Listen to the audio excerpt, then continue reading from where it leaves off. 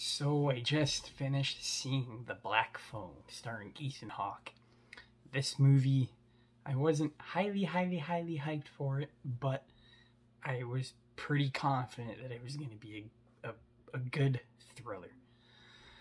Um, it was a very 50-50 watch for me, and I'll get to that in a second, but I'm going to start off with the positives first. The characters here are pretty well done. The characters are, fleshed out, really good at the beginning. And then after that first act, you want to see where it's going to go. The build up at the beginning is really good. All of the kid actors are really good. I like the detectives, they weren't annoying. And for the first couple times you see Ethan Hawke, he's pretty creepy.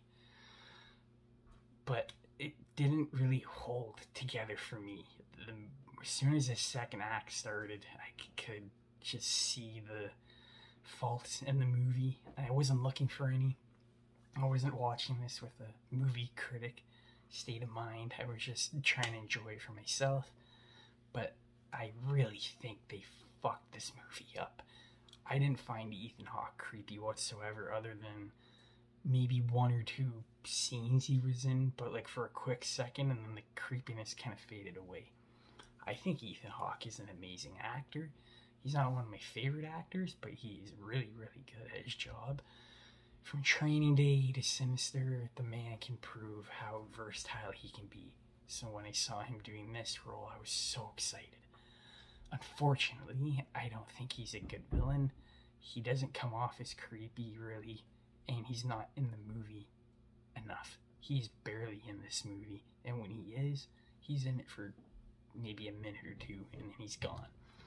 I thought at the beginning, not having him was good because it'll make the payoff better, right? And then, we don't need a lot of him, but what we did get wasn't good enough. It was very misleading. The trailers literally show every single shot of him. There is no satisfying ending resolution. I'm not going to sit here and call this movie bad, because it's not. But I do feel like this is a movie you would find at Walmart.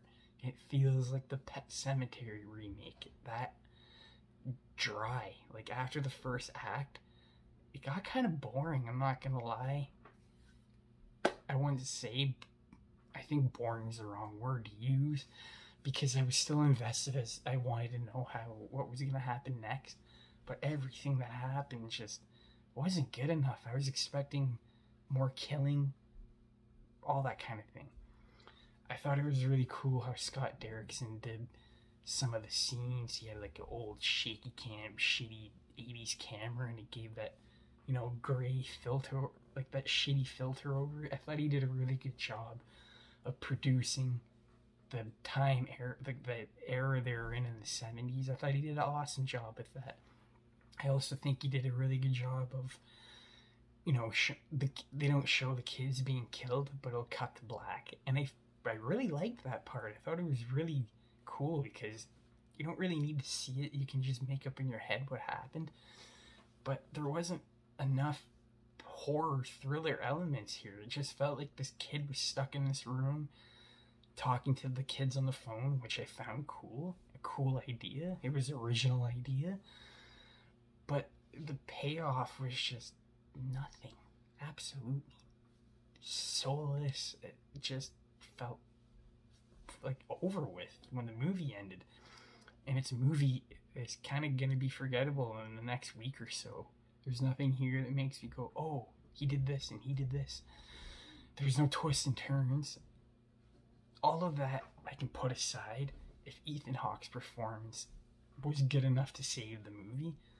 But it wasn't. There wasn't any stupid side plots, which I really liked. We were just focused on this one kid. But, man, I was just expecting a lot more from Ethan Hawke. And he should have been in this more. Some of the scenes cut way too fast. Don't let the tension breathe. I feel like there was some shit cut out of this. And I only say that because it feels like some of the scenes he's in just end.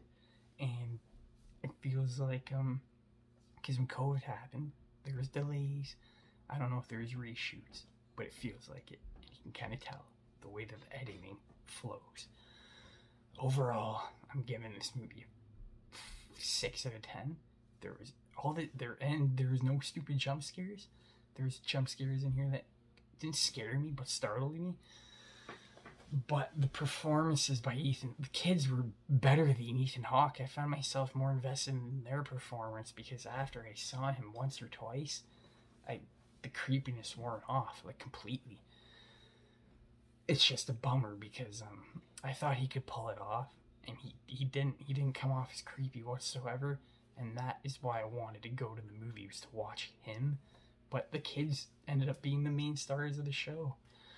So unfortunately, I didn't really get what I wanted out of this movie. It really feels like a disposable horror movie, and I really, really, really don't want to see that because I've been waiting for this movie for a while, and those are just my thoughts on it. Let me know in the comments what you guys think. Just kind of just disappointed with his performance. I feel like he could have gone a lot more. Not over the top, but he could have been a lot more creepy. But yet again, I think Ethan Hawke is better doing roles where he's not a villain, where he's the protagonist. I think he's a lot better doing that. And I don't think, other than Sinister, I don't think horror movies is in his lane. I think he's more of an action guy. So, thanks for watching.